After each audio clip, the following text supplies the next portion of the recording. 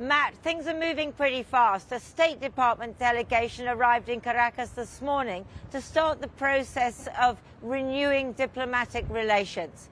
But then there was, as you said, this tanker which US commandos boarded early this morning. Now, this tanker apparently picked up Venezuelan oil, sanctioned oil in December. It's not clear where it was going. It was in the Caribbean and it was flagged, registered with East Timor.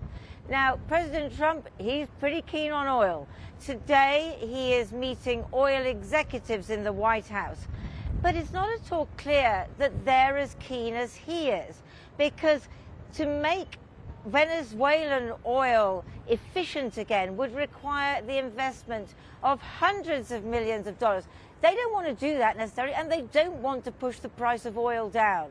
Now, one thing which I think is good is that President Trump has been pushing the Venezuelan authorities, and they have started to do it, to release some of the 900 political prisoners in the country. Amongst the first to be released, Enrique Marquez and Biagio Pilieri. Both are prominent members of the opposition who had protested against the rigged 2024 elections that returned Nicolas Maduro to power. Such joy after being held for more than a year in the notorious Helicoide prison. With its domed roof, Helicoide was built as a shopping mall in the 1950s before being converted for crueler purposes.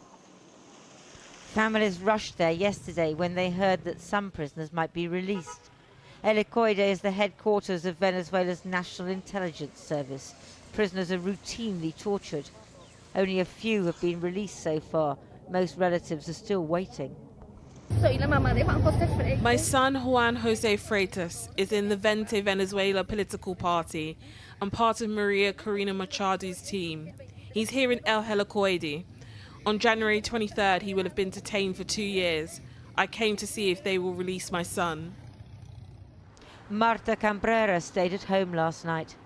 Her husband, Nickmer Evans, is a journalist arrested a month ago.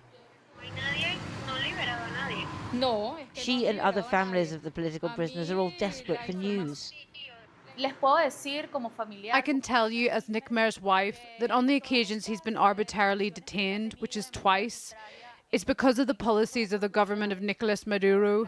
Simply for a long time in Venezuela, to give your opinion was a crime. To provide information was a crime.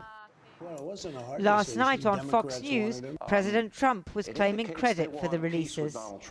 Prisoners that nobody thought they would ever see again are being released, yeah. And in many cases, good people is what I understand. But prisoners nobody ever thought they'd be released.